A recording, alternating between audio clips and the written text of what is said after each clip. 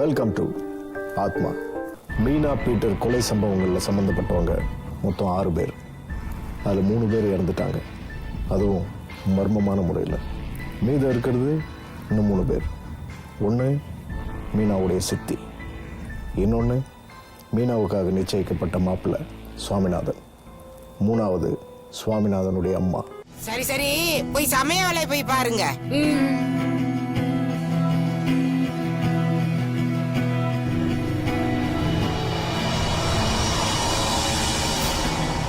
நிர்மலா, இந்த பொண்ணு எப்ப பார்த்தாலும் பொடி வச்சு பேசுறதுக்கும் என்னமோ இந்த வீட்டுல தொடர்ச்சியா துக்கம் விழுகிறதுக்கும் அவளுக்கும் இதுக்கும் ஏதோ சம்பந்தம் இருக்குமோன்னு எனக்கு தோணுது. எனக்கு சந்தேகமா இருக்குமா? எனக்கும் அந்த சந்தேகம் இருக்கனே, ஆனா என்ன பண்றதுதான் தெரியல. நான் சொன்னேனே, அந்த முனீஸ்வரன் கோயில் பூசாரிய போய் பாத்தியா? என்ன சொன்னாரு? இவள அங்க கூட்டிட்டு வராதது நல்லதா போச்சுன்னு சொன்னாரு. அமாவாசை அன்னைக்கு அவரே இங்க வந்து பாக்குறேன்னு சொன்னாரு. அப்ப அவ உடம்புக்குள்ள பேய் இருக்கிறது உறுதியாயிடுச்சுன்னு சொல்லு. ஆமா நீ, நான் கொண்டு போன எலுமிச்சை பழத்தை மந்திரிச்சு அவர் என் கையில கொடுத்தாரு. அவ கட்டில் கடியில வைக்க சொன்னாரு, நானும் வச்சேன். ஆனா என்ன பிரயோஜனம்? செல்வம் தான் போய் சேர்ந்துட்டானே. அம்மாடி, நம்ம 4 வகையில யோசிச்சா பேய் 40 வகையில யோசிக்கும். பூசாரி இங்க வர்ற வரைக்கும் நம்ம காத்துக்கிட்டு இருக்க முடியாது. இன்னைக்கு அவளை கூட்டிட்டு போயே ஆகணும். இவ வருவாளா? கத்தி ஆர்ப்பாட்டம் பண்ணா என்ன நீ பண்றது? எந்த பேய் தான் சாமி இருக்கிற இடத்துக்கு வரும்? ஆர்ப்பாட்டம் தான் பண்ணு. நாம தான் எப்படியாச்சும் கூட்டிட்டு போகணும். அதுக்கு இல்ல நீ, இது அவ வாழ்க்கை சம்பந்தப்பட்ட விஷயம். நாளைக்கு கல்யாணம் பண்ணி இன்னொரு வீட்டுக்கு போக போறவ. 4 பேர் பார்த்தா. வாஸ்தவம் தான். நீ அவளை பத்தி யோசிக்கிற, நான் உன்னை பத்தி யோசிக்கிறேன். அண்ணி, நீங்க என்ன சொல்ல வரீங்க? இப்ப இந்த வீட்டுல நீ மட்டும்தான் உயிரோட இருக்க. மீதி எல்லாரும் போட்டாவுல தான் இருக்காங்க. அத சொன்ன. ஐயோ அண்ணி, நீங்க வேற என்ன ரொம்ப பயமுறுத்துறீங்க. அவளை கட்டி போட்டாவது எடுத்துட்டு போவோம். உன் புருஷனோட உனக்கு ஏதாவது பிரச்சனை வந்துச்சா? அதெல்லாம் ஒண்ணும் இல்ல சரண்யா. அவரு ஃபர்ஸ்ட் நைட்ல என்ன பார்த்து பயந்து போனவர் தான். அதுக்கப்புறம் என் பின்னாடி வர்றதே கிடையாது. அப்படியே ஒருவேளை வந்தாலும் நான் ஒரு முறைச்சா போதும், திரும்பி பார்க்காம போயிடுவாரு. கலா, உன் சித்தப்பா, பாட்டி, அண்ணன் எல்லாரும் வரிசையா செத்து போயிட்டாங்க. உனக்கு வருத்தமா இருக்கா? அதெல்லாம் ஒண்ணும் இல்ல சரண்யா. நீ மட்டும் மீனாக்கு நடந்த கொடுமையை சொல்லாம இருந்திருந்தா என்னமோ நான் வருத்தப்பட்டிருப்பேன். கடவுள் அவங்களுக்கு சரியான தண்டனை தான் கொடுத்திருக்காரு. இங்க பாரு சரண்யா, ஒருவேளை என் தாலிக்கு ஏதாவது ஆபத்து வந்தாலும் அத பத்தி நான் கவலைப்பட மாட்டேன். ஏன் அழுற? மீனா உன் மேலயும் இந்த குடும்பத்து மேலயும் ரொம்ப பாசமா இருந்தா. அவளுக்கு இப்படி ஒரு நிலைமைன்னு யோசிச்சு பார்த்தா வேதனையா இருக்கு.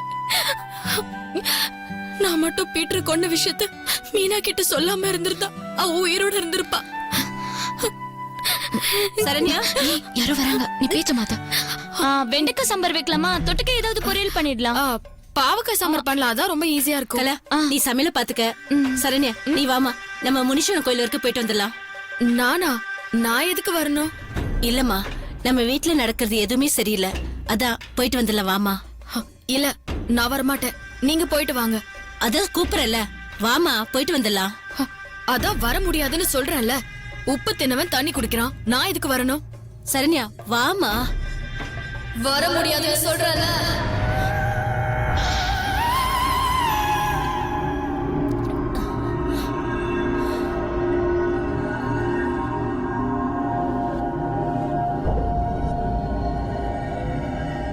நீங்களே பாத்தீங்கல்ல அவ எப்படி முறைக்கிறான்னு. இவளை எப்படி பூசாரி கிட்ட கூட்டிட்டு போக முடியும் சொல்லுங்க? நானும் பாத்துக்கிட்டு தான் இருந்தேன். அவளை ஒரு வழி பண்றேன். நீங்க என்ன நீ சொல்றீங்க? எனக்கு ஒண்ணும் புரியல. பாட்டி தூக்க மாத்திரை சாப்பிடுவாங்கன்னு சொல்லியிருக்கேன்ல. ஆமா சொன்னேன். அந்த மாத்திரையை பால்ல கலந்து சரண்யாவுக்கு கொடு. அதுக்கப்புறம் தூங்குனதுக்கு பிறகு தூக்கிட்டு போயே பாத்துருவோம்.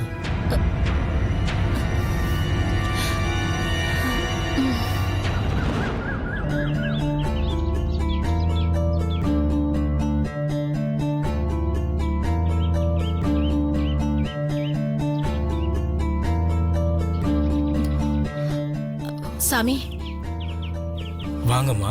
பூசாரியை பார்க்க வந்தீங்களா? ஆமாங்க. பூசாரி ஐயா உள்ள பூஜையில இருக்காரா? இல்லம்மா, அவர் பொண்ணுக்கு உடம்பு இல்லைன்னு டவுன் ஆஸ்பத்திரி வரைக்கும் போயிருக்காருமா. நீங்க தானே உங்க பொண்ணுக்கு பேய் பிடிச்சிருக்குன்னு மந்திரிச்ச எலுமிச்சம்பழம் வாங்கிட்டு போனீங்க. ஆமாங்க. அப்புறம் என்ன பிரச்சனை? சாமி சொன்ன மாதிரி அவர் மந்திரிச்சு கொடுத்த எலுமிச்சை பழத்தை கொண்டு போய் கட்டிலுக்கு அடியில வச்சேன். ஆனா காத்தால எழுந்துச்சு பாக்கும்போது அந்த எலுமிச்சை பழத்தை காணல. அதுக்கப்புறம் எங்க வீட்ல இன்னொரு இலவும் விழுந்துருச்சு. அதான் பயந்து போய் சாமியை பார்க்க வந்தேன். இப்ப அவரை பார்க்காம நாங்க இங்க இருந்து போகவே முடியாது. ஒரு நிமிஷம்மா. ஆ,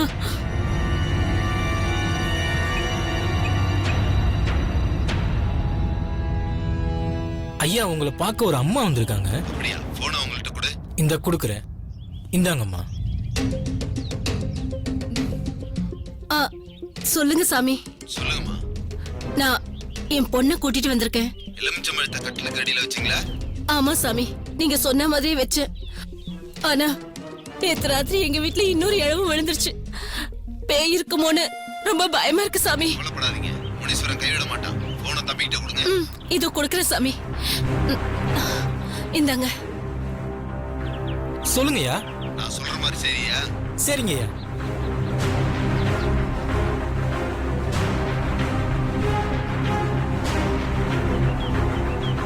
சரிங்கய்யா.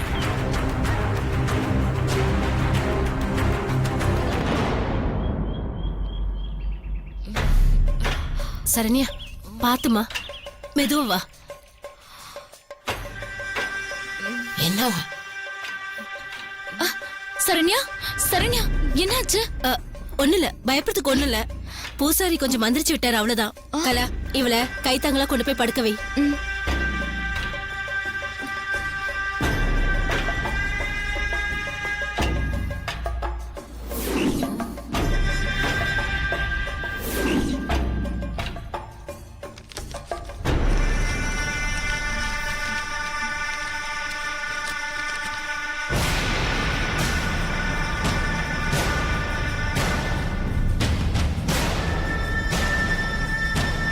என்ன கட்டில சுத்தி விபூதி போடுற?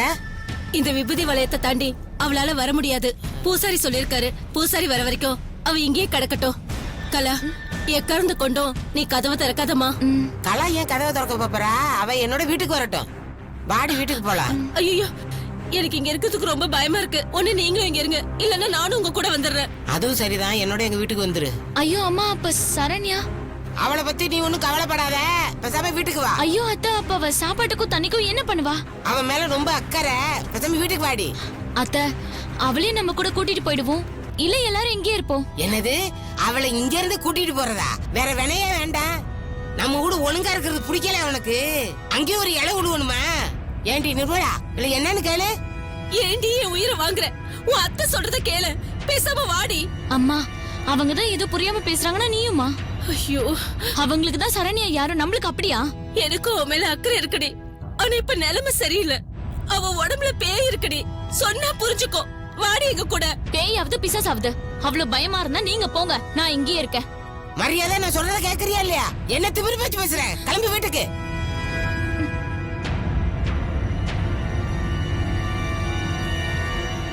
தப்பா எடுத்துக்காதம்மா, வேற வழி இல்ல. உன் கண்ணு முன்னாடியே அவளை திட்டம்மா. அண்ணி, நீங்க என்ன வேணாலும் செஞ்சுக்கோங்க. எது செஞ்சாலும் அவ நல்லதுக்கு தானே செய்ய போறீங்க. அதுவும் இல்லாம அவ இப்ப உங்க வீட்டு மருமக, அதனால உங்களுக்கு எல்லா உரிமையும் இருக்கு.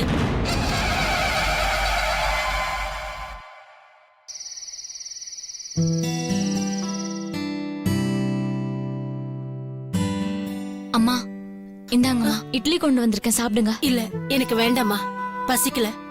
நேத்தும் ஃபுல்லா சாப்பிடல, இப்பவும் வேண்டாங்கறீங்க, சாப்பிடுங்கம்மா. வேண்டாமா, சொன்னா கேளு. என்ன நிர்மலா, யார் மேல என்ன கோவம்?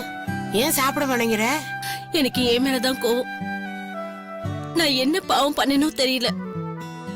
என் சந்தோஷம், நிம்மதி எல்லாமே போயிடுச்சு.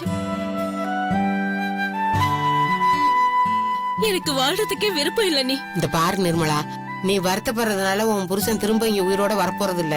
சரண்யா கலா வாழ்க்கைய கொஞ்சம் நினைச்சு பாருமா. அவங்க நல்லா இருக்கணும்னா நீ நல்லா இருக்கணும். வயத்தை காயப்படாம கொஞ்சம் சாப்பிடுமா. இல்ல, நீ அந்த வீட்டுல சரண்யா தனியா இருக்கா, அனாதையா இருக்கா. அவன் நிலைமைய நினைச்சு பாக்கும்போது என் நெஞ்சே வெடிச்சிடும் போல இருக்கா. நீ அம்மா, நான் அதுக்கு தான் சரண்யா கூட இருக்கேன்னு சொன்னேன், நீதான் கேக்கல. ஏய், நீ கொஞ்சம் சும்மா இருக்கியா? இந்த பாருங்க அத்தை, நடந்த விஷயத்தை பத்தி மனசுல போட்டு குழப்பிக்காதீங்க. ஆமாம்மா நிர்மலா, தைரியமா இரு, எதுக்கும் பயப்படாத. இங்க வந்துட்டேல்ல, இனிமே எல்லாம் நல்லதே நடக்கும். கொஞ்சம் சாப்பிட்டுட்டு போய் படுமா, ஒன்னும் பயப்படாத. கூட்டு போமா.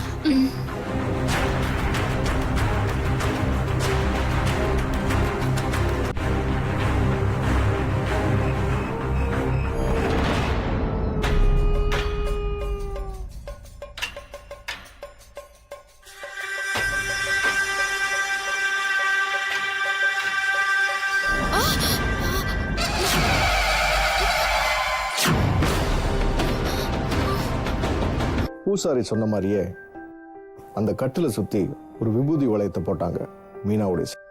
அதுல சரண்யாவுக்குள்ள இருக்கிற மீனாவுடைய ஆத்மாவும் அந்த விபூதி வளையத்தை தாண்டி வெளியே வர முடியாதுன்னு பூசாரி மாதிரியே மீனாவுடைய சித்தியும் நம்பினாங்க.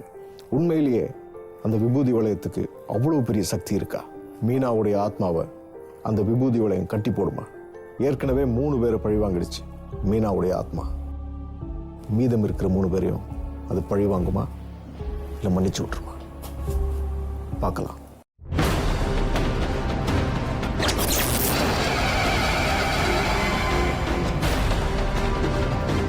நாகஜோதி, நீ திட்டம் போட்ட இந்த விபூதி கட்டில இருந்து எப்படி தப்பிக்கணும்னு எனக்கு தெரியும்.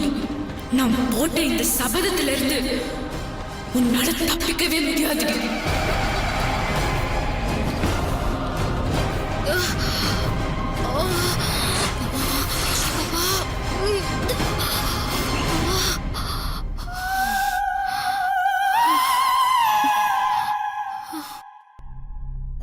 சரண்யா,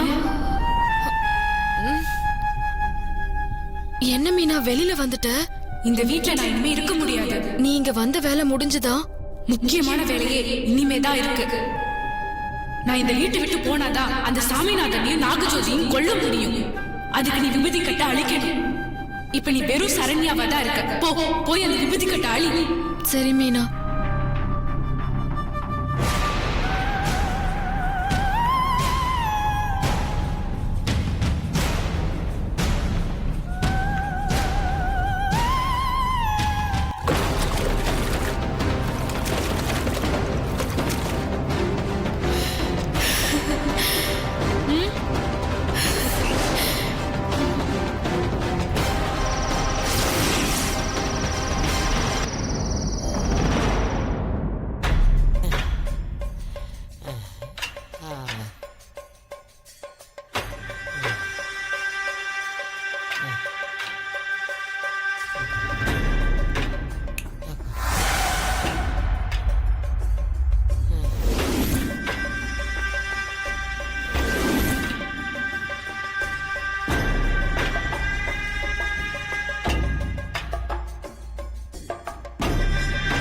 என்னது இந்த நேரத்துல எரியுது?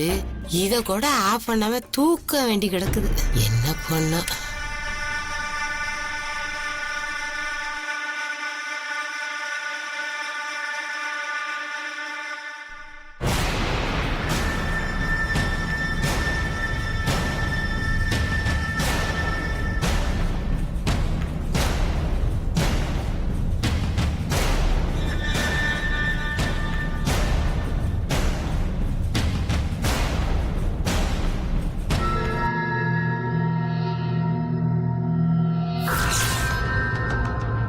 என்னது? சுடுதண்ணிய போட்டு சுவிட்ச் ஆஃப் பண்ணாம போயிருக்கா? ஏய் நாகஜோதி, எங்கேயோ குரல் கேக்குது. நாகஜோதி,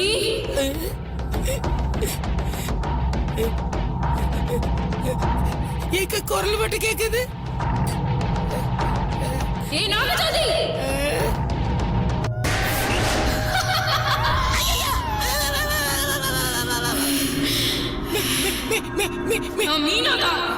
நான் தான் உனக்கு விபதி கட்டு போட்டேன். நீ எப்படி வெளியே வந்த? நீ போட்ட விபூதி கட்டை உடைச்சு வெளில வர்றது எனக்கு ஒண்ணும் பெரிய விஷயம் இல்ல. என்னை விட்டு எனக்கு பயமா இருக்கு மீனா.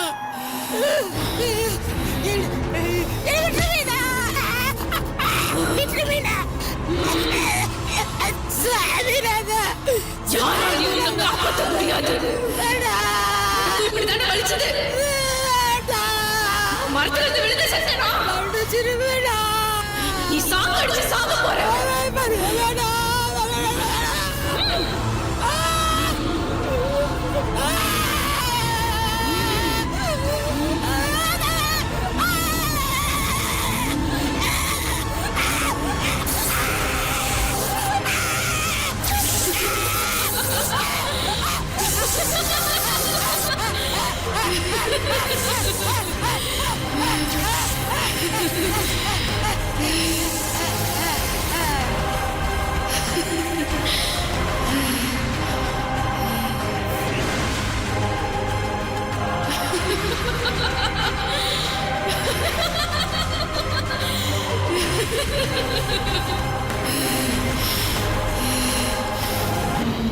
மீனா ஆத்மாவுடைய 4வது பலி.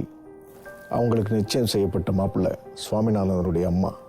யார் என்ன கெஞ்சினாலும் அவங்கள மன்னிக்கக்கூடிய மனநிலையில் இல்லை மீனாவோட ஆத்மா. ஏன்னா பீட்டரையும் மீனாவையும் கொல்லும் பொழுது கூட இருந்த யாரும் அவங்களுக்கு இரக்கம் காட்டலை. அதனால் யாருக்கும் இரக்கம் காட்ட மாட்டேன்னு பிடிவாதமாக இருந்தது மீனாவுடைய ஆத்மா. தனக்கு நெருக்கமானவங்களாக இருந்தாலும் சரி, இல்லாதவங்களாக இருந்தாலும் சரி, அவங்கள கொடூரமாக பழி வாங்குது மீனாவுடைய ஆத்மா. தொடர்ந்து துர்மரணங்கள் நடந்த போதும் சரண்யா முகத்தில் எந்த சலனமும் இல்லை. இன்னும் சொல்லப்போனால் ஒவ்வொரு மரணமும் நிகழ நிகழ சரண்யாவோட மனசில் மகிழ்ச்சி தான் ஜாஸ்தியாக இருந்தது. இந்த மகிழ்ச்சி வீட்டில் உள்ள எல்லாருக்கும் எரிச்சலை உண்டு பண்ணுச்சு. எரிச்சல் மட்டும் இல்லை, பயத்தையும் உருவாக்கிச்சு. சரண்யாவுக்கும் துர்மரணங்களுக்கும் ஏதோ சம்பந்தம் இருக்குன்னு தெரிஞ்சாலும் அதுக்குண்டான ஆதாரமோ சாட்சியோ எதுவும் வீட்டில் உள்ளவங்க கிட்ட இல்லை. அதனால சரண்யாவை அவங்க எதுவும் சொல்ல முடியல. மீனாவுடைய ஆத்மா அடுத்து யாரை என்ன செய்ய போகுது?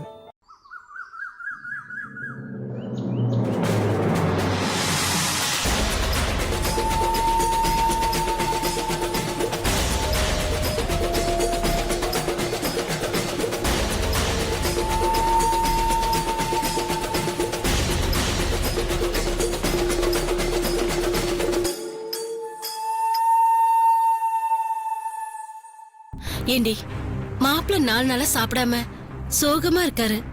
அவரை சமாதானப்படுத்தி சாப்பிட வைக்க வேண்டியது தானே? நான் எவ்வளவோ சொல்லி பார்த்துட்டேமா, அவர் தான் கேட்கல. செத்து போனவங்க வேற யாரும் இல்ல, அவரோட அம்மா. 10 மாசம் சுமந்து பெத்த அவரோட அம்மா. அவங்க எப்படி செத்தாங்க? வயசாகி வியாதி வந்து கை கால் இழுத்துட்டு செத்து இருந்தா பரவாயில்ல. நைட்டு நல்லா தானே பேசிட்டு இருந்தாங்க. காலைல பார்த்தா கரண்ட் அடிச்சு கறி கட்டியே கிடக்குறாங்க. எப்படி இருக்கும்? நீங்களும் தானே பாத்தீங்க. ஆமாண்டி, நானும் தான் பார்த்தேன். எனக்கே மனசு ஆறல. அப்படிப்பட்ட சாவு உலகத்துல யாருக்குமே வரக்கூடாதுடி. சம்பந்தி உங்களுக்கே மனசு கேக்கல. அவர் நேரடி ரத்த சம்பந்தம், எப்படி கேக்கும்? இதுல என்ன போய் சமாதானப்படுத்த சொன்னா நான் என்ன பண்றது? மாப்பிள்ள, எனக்கு ஒரு சந்தேகம். அன்னைக்கு சம்பந்தி அம்மா அவ்வளவு சீக்கிரமா எழுந்து சுடுதண்ணி வச்சிருக்காங்கன்னா தினமும் அவங்க சீக்கிரமா குளிச்சிருவாங்களா? அவங்க குளிக்கவே மாட்டாங்க. என்னது, குளிக்கவே மாட்டாங்களா? ஆனா அவங்க எப்பவுமே குளிச்சு சுத்தபத்தமா இருப்பாங்களடி. அப்படி சொல்ல வரலமா. சமையல் வேலை, தண்டல் வசூல் பண்ற வேலை எல்லாம் பார்த்துட்டு சாயங்காலமா தான் குளிப்பாங்க. நான் போன 4 வாரத்துல இப்படிதான் நடந்துட்டு இருக்கு. இதுக்கு முன்னாடி எப்படியோ எனக்கு தெரியாது. அவரை தான் கேட்கணும். கலா சொல்ற மாதிரி சாயந்தரம் தான் குளிப்பாங்க. அப்புறம் அன்னைக்கு மட்டும் எதுக்காக சம்பந்தி அம்மா அவ்வளவு சீக்கிரமா எழுந்து ஹீட்டரை போடணும்? விதி சித்தி, விதி. மீனா எப்படி மரத்துல இருந்து கீழே விழுந்து செத்தாலோ அதே மாதிரிதான் இவங்க அம்மாவும் ஷாக் அடிச்சு செத்துட்டாங்க. ஏய் எல்லாம் ஒன்னால வந்தது. அத்த, இவகிட்ட ஏதோ மர்மம் இருக்கு. இவளால எல்லாரும் வரிசை செத்துட்டு இருக்காங்க. இவள கொன்னா எல்லாம் சரியாகும்.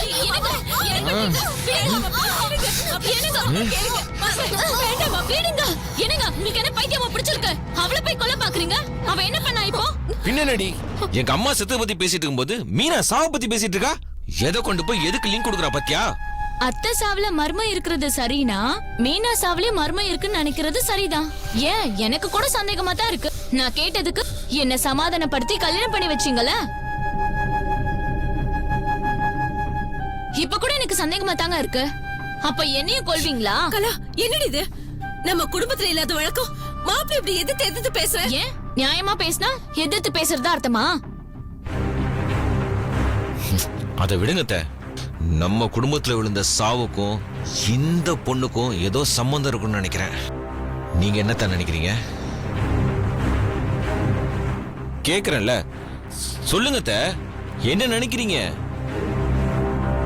அவன் மேல சந்தேகம் இருக்கிறதுனாலதான் முனீஸ்வரன் கோயிலுக்கு போய் எலுமிச்சம்பழம் வாங்கிட்டு வந்தீங்க.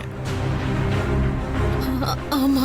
இவன் மேல பேய் இருக்கிறதா அந்த பூசாரி சொன்னாரா இல்லையா? நீங்க முனீஸ்வரன் கோயிலுக்கு இவ்வளவு கூப்பிட்டப்போ இவ வரமாட்டேன்னு ஆர்ப்பாட்டம் பண்ணாலா இல்லையா? நீங்க சொல்றதெல்லாம் உண்மைதான் மாப்ள. அவ ஆர்ப்பாட்டம் பண்ணும்போது கலாவும் கூட தான் இருந்தா. அதனாலதான் இவளுக்கு கொண்டா எல்லாம் சரியாயிடும் சொல்றேன். இப்பயும் அவளுக்கு கொண்டு எங்க அம்மாவுக்கு பலி கொடுக்கணும். நான் சொல்றத கொஞ்சம் கேளுங்க. முனீஸ்வரன் கோவில் பூசாரி அமாவாசை அன்னைக்கு எங்களை வந்து பார்க்க சொல்லிருக்காரு. அது வரைக்கும் கொஞ்சம் பொறுமையா இருங்க.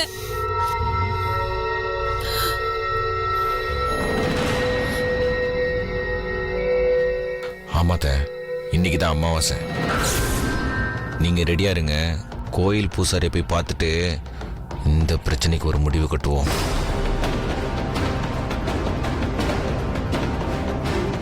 எனக்கு நீ முடிவு கட்டியா? நான் உனக்கு முடிவு கட்டுறேன். சாமியார் மந்திரிச்ச எலுமிச்சம்பழம் எந்த மாற்றமும் தரல. விபூதி வளையம் எந்த பாதுகாப்பும் கொடுக்கல. அவங்களுக்கு இருக்கிற ஒரே வழி சாமியார் சொன்னபடி அமாவாசை அன்னைக்கு துர்சக்திகளை கட்டி போடுறது தான். அதான் அவங்களுக்கு இருக்கிற கடைசி நம்பிக்கை. மீனாவுடைய ஆத்மாவை அமாவாசை அன்னைக்கு சாமியார் கட்டுக்குள்ள கொண்டு வருவாரா? மற்ற உயிர்களை சாமியார் காப்பாற்றுவாரா? நாளை பார்க்கலாம். இது ஆத்மா.